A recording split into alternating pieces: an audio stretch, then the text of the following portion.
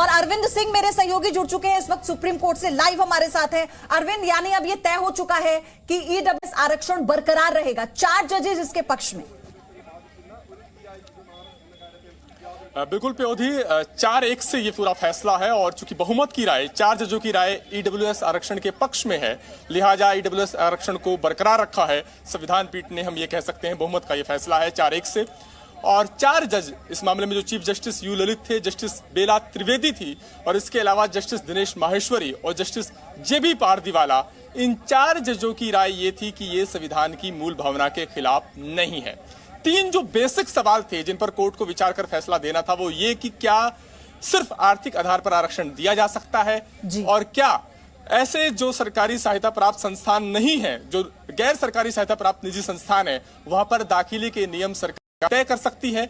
और तीसरा ये कि क्या SC ST OBC समुदाय ये मुर्गी फार्म बना के हर महीने 2 लाख कमाते हैं, हर दिन इसमें सिर्फ 4 घंटे एक्स्ट्रा देते हैं। आपको भी ये सीखना है तो फ्रीडम ऐप को अभी डाउनलोड कीजिए।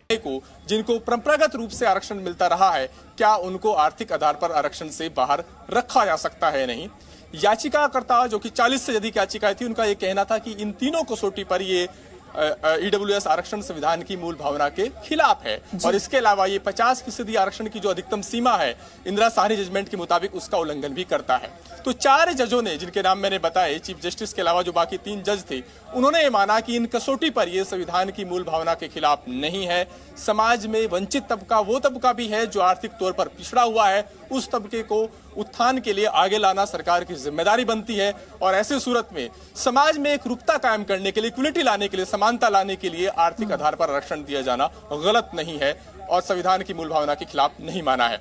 जस्टिस रविंद्र भट्ट, जो कि अकेले जज हैं इस संविधान पीठ में, उनकी राय अलग है। उन्होंने ये कहा है कि जिस तरीके से SC ST समुदाय को बाहर रखा गया है, OBC समुदाय को आर्थिक आधार पर आरक्षण से बाहर रखा गया है, ये भेदभावपूर्ण है, समानता के मूल अधिकार के खिलाफ है और ये कहीं ना कहीं संविधान की जो मूल भावना और हमारा जो सामाजिक स्ट्रक्चर है उसके खिलाफ है। यानी सिर्फ जस्टिस रविंद्र भट्ट का फैसला अलग है, इसके अलावा बाकी 4 जजों ने ईडब्ल्यूएस आरक्षण को बरकरार रखने का फैसला दिया है और उन्होंने इन 3 कसौटी पर माना है कि ये संविधान की मूल भावना के खिलाफ नहीं है और आर्थिक आधार पर आरक्षण दिया जा सकता है। तो अपने आप में एक बहुत बड़ा फैसला प्योधी इस मायने में, क्योंकि अभी तक सिर्फ सामाजिक और शैक्षणिक आधार पर जो पिछड़ा तबका था, परंपरागत रूप से उसको आरक्षण का लाभ मिलता रहा है, लेकिन आर्थिक आधार पर आरक्षण का जो फैसला लिया सरकार ने साल 2019 में, उस फैसले को बरकरार रखा है। तो एक नई कसौटी को आरक्षण के रूप में तवज्जो दी है संविधान पीठ ने, वो है आर्थिक आधार पर आरक्षण। अरविंद, ये तक कहा गया कि संविधान के दिल में छुरा घोंपने जैसा है यह आरक्षण देना, जब दलीलें दी जा रही थी, और ये भी कहा गया कि हॉरिजॉन्टल रिजर्वेशन होना चाहिए। लेकिन उसी के साथ अगर जो आर्थिक रूप से पिछड़े हैं उनको लेकर अगर एक कदम उठाया गया है, तो इसे लेकर जो दलीलें दी गई थी वो इतनी सार्थक साबित हुई कि इतना बड़ा फैसला दिया गया है कि अपने आप में एक नजीर है। बिल्कुल। और इस मामले में उस वक्त के अटॉर्नी जनरल जो थे के वेणुगोपाल और इसके अलावा सॉलिसिटर जनरल तुषार मेहता ने सरकार की पक्ष दलील रखी थी और उन्होंने, अटॉर्नी जनरल ने खास तौर पर संविधान की प्रस्तावना का उल्लेख किया था। उसमें कहा गया था कि आर्थिक तौर पर पिछड़े समाज का उत्थान भी सरकार की जिम्मेदारी बनती है और समानता में आर्थिक विषमता को दूर करना भी जरूरी है ताकि समाज को समानता के स्तर पर लाया जा सके। ये भी सरकार की तरफ से साफ किया गया। हालांकि सबसे फैसले से कुछ दिन पहले SG तुषार मेहता की तरफ से खलफनामा दाखिल किया गया और उन्होंने कहा कि शैक्षणिक संस्थानों में 2 लाख से ज्यादा सीटें बढ़ाई गई हैं। इसके लिए 4,315 करोड़ रुपए का प्रावधान किया गया है। यानी अगर आर्थिक आधार पर सामान्य वर्ग को आरक्षण दिया जाता है 10%, तो पहले से जो सीटें आरक्षित हैं SC ST या OBC समुदाय की, उन पर इसका असर नहीं पड़ रहा है।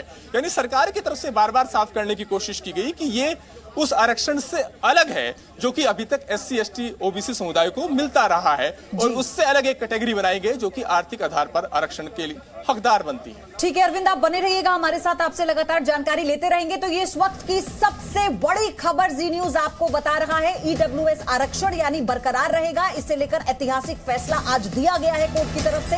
5 जजों की जो संवैधानिक पीठ थी उसमें 4 जजों ने इसके पक्ष में फैसला दिया। इसमें chief justice of India U U Lalit हैं, इसमें justice Dinesh Maheshwari, justice Bela Trivedi, justice SB Pardiwala जिन्होंने इसके पक्ष में फैसला दिया। सिर्फ एक जज जस्टिस एस रविंद्र भट्ट की राय इसमें अलग थी।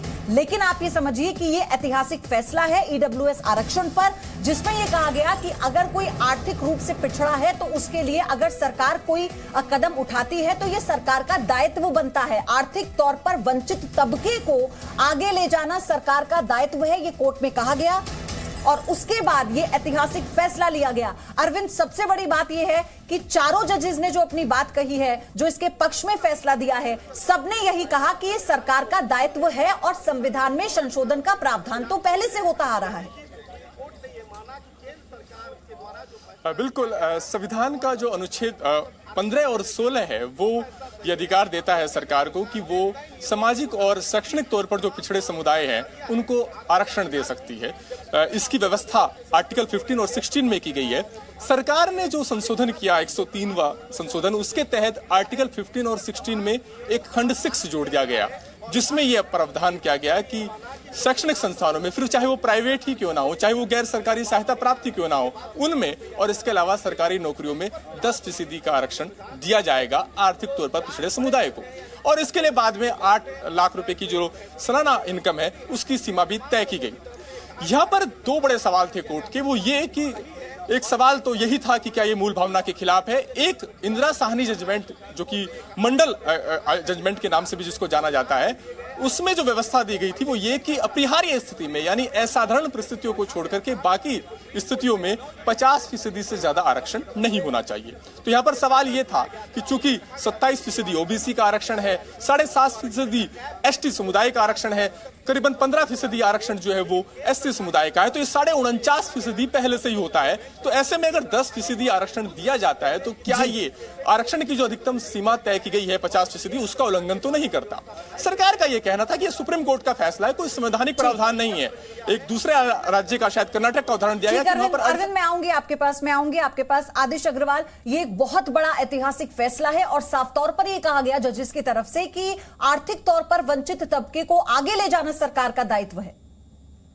जी, ये बिल्कुल सही किया, क्योंकि जैसे मैंने बताया था कि इकोनॉमिकली वीकर सेक्शन को प्रमोट करना एक बहुत जरूरी था। सरकार के ऊपर बहुत प्रेशर था आम जनता का कि रिजर्वेशन केवल कास्ट के कारण से ही कराया जा रहा है, ये ठीक नहीं है। जो रियल गरीब है, जो बच्चे पढ़ाई नहीं कर सकते, उनको नौकरी नहीं मिल रही है, वो पढ़ाई भी करने, तो इसके बाद तो इस चीज का मोदी सरकार ने ख्याल किया और ये 130 जो है अमेंडमेंट लाए और आज सुप्रीम कोर्ट ने भी उसको अपहोल्ड कर दिया। जितनी ये पेटिशंस डली थी वो सब रिजेक्ट हो गई 4 और 1 के मत से। जी, मेरे साथ सुरेंद्र राजपूत भी जुड़ चुके हैं, कांग्रेस के प्रवक्ता हैं। मैं आऊंगी आपके पास सुरेंद्र जी। अतहर हुसैन, लेकिन इसमें एक और बात कही गई, जो याचिकाकर्ताओं में स्टूडेंट थे, उनका यह कहना है कि राज्य सरकारों को आप अधिकार दे रहे हैं शैक्षणिक संस्थानों में आरक्षण के लिए, वो कितना उसको रिजर्व करेंगे, तो क्या ये संवैधानिक स्ट्रक्चर का के खिलाफ नहीं है? लेकिन कोर्ट ने इसे कहा कि ये अधिकार है और इसलिए ये मिलना चाहिए। देखिए, जो इसकी बहस हुई थी उसमें मुख्य रूप से जो हमारे दादेन जो अटॉर्नी जनरल थे और सॉलिसिटर जनरल, उन्होंने प्रिंसिपल जो प्रस्तावना है, जो प्रेम्बल है, उसमें जो इक्वालिटी की बात कही है, उसी को बेसिस बनाया था पूरी बहस का। जी, तो समझता हूं कि ये पूरा जजमेंट, अगर आप वर्डिक्ट सामने आएगी, स्प्लिट वर्डिक्ट है पहली बात तो ये, उसमें जो 4 जजेस का जो तथ्य है कि इसको हम बरकरार रखते हैं, तो वो सिर्फ प्रिंसिपल ऑफ इक्वालिटी पे ही बात करी गई है। और बस इसमें एक बात मैं और ऐड करूंगा, क्योंकि ये टेक्निकली एक स्प्लिट वर्डिक्ट है, तो अब सरकार की जिम्मेदारी है कि इस भावना को लेते हुए समाज में एक एका बना के रखें और ऐसा कोई भी माहौल ना हो इस जजमेंट के बाद इससे खराब हो। तो ये पूरा इसके प्रति जो भी जो पॉलिटिकल आवाजें आएंगी उसमें एक समझ बनानी पड़ेगी। और ये जो पार्लियामेंट में जब डिबेट हुआ था अमेंडमेंट के टाइम पे, उसमें जो एक था, तो उसी तरह का कंसेंसस अब भी होना चाहिए समाज में, मेरा ये कहना। जी, सुरेंद्र राजपूत कैसे देख रहे हैं इसको, क्योंकि ये तो सबकी सहमति से इस पूरे बिल को पास किया गया और उसके बाद ये एक बहुत बड़ा फैसला आज आया है। सुप्रीम कोर्ट के फैसले का पूरी तरीके से सम्मान है और सुप्रीम कोर्ट ने जो फैसला दिया है संविधान के आलोक में दिया है।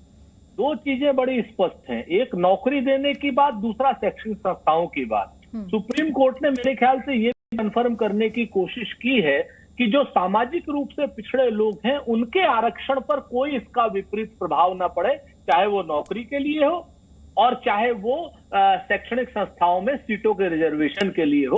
उसके अलावा अगर 10% आरक्षण गरीब तबके को मिलता है तो किसी को क्या विरोध हो सकता है। सबसे बड़ी बात है कि सबको अगर उनका अधिकार पूरा मिल रहा है तो किसी का कोई विरोध होना ही नहीं चाहिए इसमें। हाँ, किसी का हक मार करके आप ये फैसला नहीं दे सकते।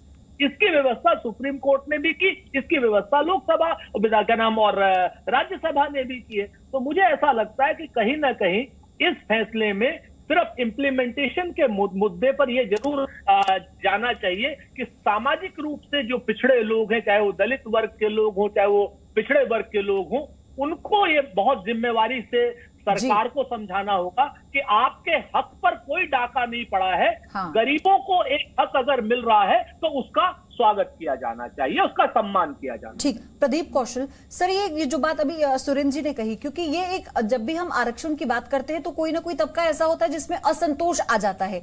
क्या अब इसके बाद का चैलेंज है जो सरकार को देखना होगा कि किस तरह से उस तबके को, जिसको ये लगता है कि उसका हक मारा जा रहा है, उसमें एक संतोष पैदा करना होगा? अगर तर्क के आधार पर सोचा जाए तो किसी का अधिकार छीना नहीं गया है। निर्धन लोगों को आगे लाने का अगर प्रयास होता है तो उसका कोई विरोध कैसे कर सकता है। संसद में भी जिस समय ये पूरी प्रक्रिया चल रही थी तो एक आलोचना हुई थी कि सरकार बड़ी जल्दबाजी में है, केवल 20 दिनों के कालखंड के भीतर भीतर यह सब पूरा कर लिया गया, पूरी प्रक्रिया पूरी हो गई। लेकिन उसमें सबसे बड़ी बात यह है कि किसी का विरोध विशेष तौर पे देखा नहीं गया। बाद में ठीक है, कुछ स्टूडेंट्स जो हैं वो उसके विरुद्ध गए हैं न्यायालय में, लेकिन कुल मिलाकर के जो आपसी टकराव का कभी वातावरण बनता है, आरक्षण बड़ा बहुत ही संवेदनशील विषय है, तो उस प्रकार का टकराव समाज के अंदर कहीं दिखाई नहीं दे रहा है। लोग समझते हैं कि इसमें कोई बुराई नहीं है, किसी को उसके अधिकार से वंचित नहीं किया जा रहा। जो बाकी लोगों के लिए आरक्षित कोटा है उसको कहीं भी उसको कम नहीं किया जा रहा। और राजनेता सबसे अधिक बढ़ावा दे सकते हैं इस प्रकार के टकराव को या रोक सकते हैं। तो इसमें यह देखा गया कि अब बड़ा विचित्र उनके लिए भी संकट रहता है कि जिसको जो मिला हुआ है वो कोई भी ये नहीं कह सकता कि उसके लिए उन्हें तो सबका वोट चाहिए। हाँ। और नए लोगों को दिया जाए वो ठीक है। अभी भी टकराव तब होता है जब आप किसी से उसका अधिकार छीनते हैं, उसमें कोई कटौती करते हैं। अब चूंकि ऐसा कुछ प्रावधान नहीं है तो इसलिए राजनेताओं की तरफ से कोई भी आप देखें, इसलिए हम चाहते हैं कि ये बात स्पष्ट हो जाए, ये बात बहुत सरलता से समझ में आ जाए कि किसी का कोई हक नहीं मारा गया, बल्कि जो आर्थिक तौर पर वंचित थे उन्हें एक अधिकार दिया गया, उन्हें हक दिया गया ताकि वो भी आगे आ सके। AK श्रीवास्तव सर, ये एक बहुत बड़ा फैसला और बहुत बड़ी नजीर है आज के दौर में। देखिए, मैं तो शुरू से ही, जब से ये संविधान की बात उठती है तो मेरी राय ये थी कि आर्थिक रूप से जो लोग पिछड़े हैं उनको भी समान अवसर मिलना चाहिए। ये नहीं है कि वो बैकवर्ड अगर नहीं क्लास में है या शेड्यूल कास्ट नहीं है तो उनको कोई अधिकार इस देश में नहीं है, इस देश में नहीं है। और मैं बहुत संतुष्ट हूँ कि ये बहुत अच्छा फैसला माननीय सुप्रीम कोर्ट का आया है जो कि संविधान की मूल भावना के अनुसार है जी, के अनुसार है। जी, और इस सबसे बड़ी बात यह है आदिश अग्रवाल कि इस फैसले के बाद से अब वो जो दरवाजे बंद थे उन लोगों के लिए जो आर्थिक तौर पर तो वंचित थे ही और जिनके पास ये मार्ग नहीं था कि आगे फिर चाहे शैक्षणिक संस्थान हो, नौकरी हो, उसमें कैसे प्रवेश करें, उनके लिए ये बहुत बड़ा अवसर होने वाला है। बिल्कुल बिल्कुल ये सही है कि उनमें आज अभी मेरे पास 4 टेलीफोन अभी बीच में आ गए जब हम ये इसमें डिस्कशन में थे जी। आम जनता जो वीकर सेक्शन के जो बच्चे हैं वो बहुत ही हिंदुस्तान के सिटीजन्स इस चीज से बहुत खुश हैं कि जो सरकार ये अमेंडमेंट लाई और आज सुप्रीम कोर्ट ने उसको क्लियर कर दिया कि वो बिल्कुल सही कानून, सही कॉन्स्टिट्यूशनल अमेंडमेंट आया है। आम जो वीकर सेक्शन हैं इकोनॉमिकली उनको भी रिजर्वेशन रहे, उनको भी पढ़ाई का मौका मिले, उन्हें भी नौकरी का मौका मिले। ये बहुत ही अच्छा डिसीजन हुआ सरकार की तरफ से भी और सुप्रीम कोर्ट की तरफ से भी। और आम जनता जो अमीर हैं वो भी इस जजमेंट से राजी है कि उनके जो वीकर सेक्शन के जो समाज है उनको एक आगे बढ़ने का मौका मिला। जी, और सबसे बड़ी बात ये प्रदीप कौशल सर, पहले जब आरक्षण की बात हम करते थे तो उसमें यह होता था कि जो पिछड़े हैं समाज में, सामाजिक तौर पर जो पिछड़े हैं जातियों के आधार पर, लेकिन आर्थिक तौर पर आरक्षण की बात को लेकर एक अलग तरह का असमंजस पैदा हुआ है हमेशा से। आज का जो ये फैसला है ये कितना स्पष्ट मैसेज है समाज में और उन लोगों के लिए भी जिनके मन में से लेके कोई कंफ्यूजन भी होगा? नहीं, ये कंफ्यूजन तो मुझे लगता है जानकारी के अभाव के चलते हो सकता है। हाँ। लेकिन मूल रूप से उसका कोई विरोध नहीं है क्योंकि ये किसी का भी तर्क नहीं हो सकता कि जो लोग पीछे रह गए हैं आर्थिक कारणों से, जब आर्थिक तौर पे आप समृद्ध नहीं होते तो आप अच्छी शिक्षा नहीं ले सकते, जब आप अच्छी शिक्षा नहीं ले सकते तो आप अच्छी नौकरी कैसे लेंगे। और वो भी फिर अब दोनों स्तर पर जब आरक्षण होगा तो जो लोग पीछे रह गए हैं उनको समकक्ष लाने का अवसर रहेगा। और दूसरी बात यह है कि जब आप आरक्षण देकर के जो सामाजिक विषमता है आप उसको समाप्त कर रहे हैं तो आपको ये देखना होगा या आश्वस्त करना होगा कि कहीं ऐसा तो नहीं कि एक नए प्रकार की विषमता जो है वो घर कर जाए, वो आ जाए समाज के अंदर। हाँ। तो मुझे लगता है उस प्रकार से ये एक व्यापक जो दृष्टिकोण है सरकार का, उसके लिए जो संवेदनशीलता दिखानी चाहिए थी वो न केवल सरकार ने दिखाई बल्कि सारी पॉलिटिकल क्लास जो है उसने उसका समर्थन करके दिखाई है। और वही समझ, वही सद्भाव जो है उसकी आवश्यकता है। और मुझे लग भी नहीं रहा कि कोई उस प्रकार को लोग उत्तेजित हैं या इसको लेकर के कोई तनाव की स्थिति है, ऐसा है नहीं। क्योंकि जिस तरह की सर दलीलें जब दी जा रही थी उस वक्त जो सवाल उठाए गए, अतहर हुसैन, उसमें यह कहा गया याचिकाकर्ताओं के वकील की तरफ से कि जो लोग गरीब हैं या आर्थिक तौर पर वंचित हैं उन्हें आप फाइनेंशियल असिस्टेंट दीजिए, आप आरक्षण क्यों दे रहे हैं। लेकिन समाधान अगर कोई सरकार निकालती है तो वो इसी के जरिए निकालती है। तो ये तर्क था सरकार की तरफ से वकील का, तो कहीं ना कहीं ये जो तर्क है ये बहुत बड़ा आधार रहा इस पूरे फैसले पर। जी, और मैं फिर वही कहूंगा कि जब कॉन्स्टिट्यूशनल अमेंडमेंट के समय जो इस पे डिबेट रहे पार्लियामेंट में, उन पार्लियामेंट्री डिबेट्स में तमाम दलों ने मतलब एक कंसेंसस जो शो किया तो वो बात निकल के आ गई थी। और ये जो आज फैसला है मैं समझता हूँ ये एक्सटेंशन है उसी पार्लियामेंट्री डिबेट का। और सुप्रीम कोर्ट या कोई भी अदालत वो देश की मूल भावना पे ही अपना और न्याय संगति पे ही अपना फैसला करती है। तो वो सारे तर्क पार्लियामेंट्री डिबेट्स में आ चुके थे। हाँ, ये जरूर है कि जो इम्प्लीमेंटेशन साइड है सरकार को वो देखना होगा और ये देखना होगा कि जिस स्पिरिट में सुप्रीम कोर्ट ने ये जजमेंट दिया है उसमें जिन लोगों को आरक्षण मिलता आ रहा है जो सामाजिक न्याय के नाम पे, वो कहीं से भी वो फिल्टर डाउन ना हो, वो डाइल्यूट ना हो और उन तक उनका आरक्षण पहुंचे। और तभी समाज में हर वर्ग में एक कहा जाए आपसी एक एका बढ़ेगा। और जब सोशल इक्वालिटी की जो बात है वो इन स्पिरिट ग्राउंड पे इंप्लीमेंट होती हुई दिखेगी। जी, सुरेंद्र राजपूत, ये अगर एक नई परिपाटी की शुरुआत में कहूं, इसको राजनीतिक चश्मे से अगर हम ना देखें तो ये एक कितना बड़ा फैसला होगा और आने वाले समय में इससे कितना बड़ा लाभ समाज को, प्लस राजनीतिक पार्टियों को भी मिलेगा? देखिए, ये राजनीति का विषय नहीं है पयोधी, मैं आपसे बहुत साफ सी बात करता हूं। ये पहला आरक्षण है इस तरीके का, हालांकि हो सकता है कुछ लोग मेरी बात से असहमत हों, जिसमें वीकर सेक्शन को, यानी आर्थिक रूप से जो पिछड़े हैं, चाहे वो हिंदू हो, चाहे मुसलमान हो, चाहे सिख हो, चाहे ईसाई हो, चाहे किसी वर्ग, किसी धर्म, किसी उसके जाति के हो, जिन्हें पहले से आरक्षण नहीं मिलता है। ये मुर्गी फार्म बना के हर महीने 2 लाख कमाते हैं। हर दिन इसमें सिर्फ 4 घंटे एक्स्ट्रा देते हैं। आपको भी ये सीखना है तो फ्रीडम ऐप को अभी डाउनलोड कीजिए।